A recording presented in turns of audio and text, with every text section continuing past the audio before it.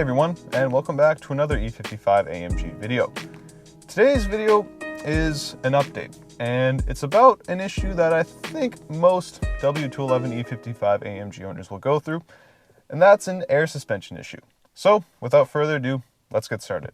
Now, the Mercedes air suspension system found in these cars is known to put unnecessary fear in people, and that's mostly because they hear these stories of absurd figures that dealers charge just to fix issues with the air suspension system.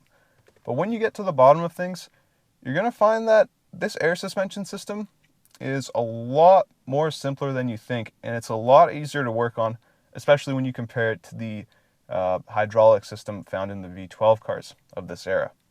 Now, the air suspension system in these cars is basically made up of three main components. You have the air compressor, the valve body, and you have the suspension components like the air struts and the airbags in the rear. And if you do have an issue with your air suspension, there's a good chance that one of these components are at fault. Now, one issue with air suspensions in these cars is that they actually get diagnosed improperly. And what happens is that you could swap out a main component like an air compressor or an air strut only to have that, infamous red warning message that your car is too low on your dash rear appear again. So let's dive exactly into the issue that my E55 AMG is having. So when I purchased this car 6 months ago, the owner fully disclosed to me that the front driver's side would sag a bit, and he told me before I purchased the car that he would replace the air strut with a brand new R-Knot unit, and sure enough he did that. And he also told me that if the brand new replaced R-Knot unit had any issues, that he would be more than happy to exchange it and replace it. And once I did take ownership of the car, I did begin to notice overnight that the car would sag maybe about ½ an inch, but nothing too drastic. However, as time went on, I really began to question why the right side would hold air overnight, but the left side would sag a bit. So, after a few months, I finally decided to get underneath the car and see what was going on. So given that the air strut was replaced, it could be the air line going to the strut, and soapy water was sprayed on the line, and there was no indication of any air bubbles. So the next logical step was to check the valve body. And after spraying soapy water onto the valve body channels, there was a tiny, tiny leak on the channel that feeds the left front driver's strut. And while there was, I guess, an indication of a leak, it was nowhere to the point that it could cause the car to sag overnight. But sure enough, this was taken care of by essentially just cutting the line and making it a bit shorter and tighter. Also, if you take a look at the valve body, you'll notice that it's quite shiny and looks fairly new, which indicates that the previous owner did replace it and tried everything they could to fix this issue. I also did get a box of spare parts with this car, and after looking through it, it included an old Sensatronic valve body. So finally the rear was checked for a leak, as it could be a balancing issue. What could have been happening is that the rear is leaking, which causes the front air strut to release air pressure so it can balance itself. And sure enough, after spraying soapy water on the air lines and the airbag around there, there was no indication of any air leak. So at this point, I'm not really sure what it could be. It might be an electrical connection issue.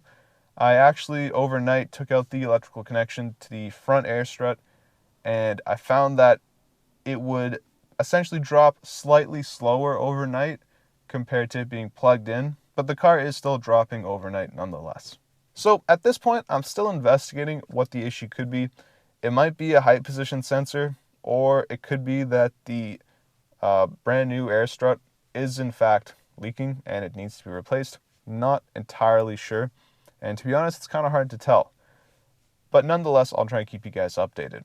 Also, if your Mercedes-Benz with air suspension has had a similar issue, please let me know in the comments below of how you sorted it out.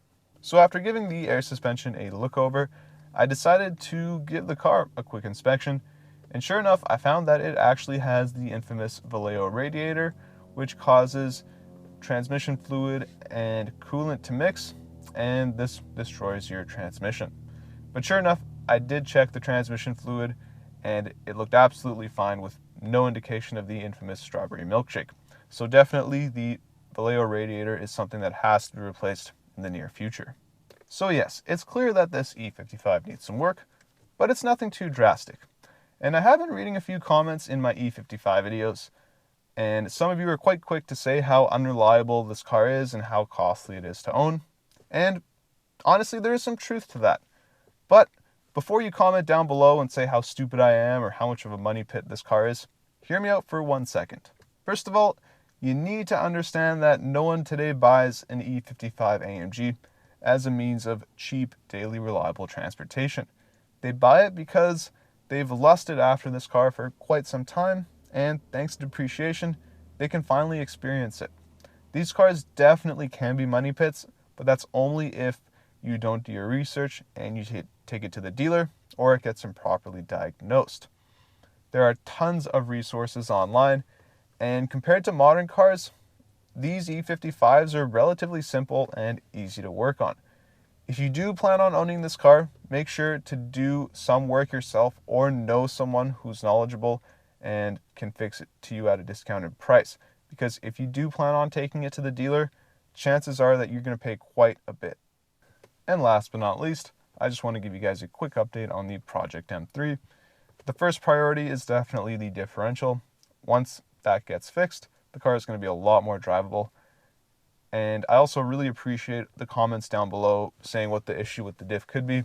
But in all honesty though, the car was thoroughly inspected and it either needs a complete rebuild or a brand new LSD. Also, I'm planning things out right now, and realistically speaking, my budget is a little bit tight for the M3. I'm currently looking at how to, get parts and who to go for labor. As much as I would love to do all the repairs myself, I just don't have the shop space or the resources to do so, and also the experience. But nonetheless, the M3 will get restored, and I really hope that you guys are enjoying these videos.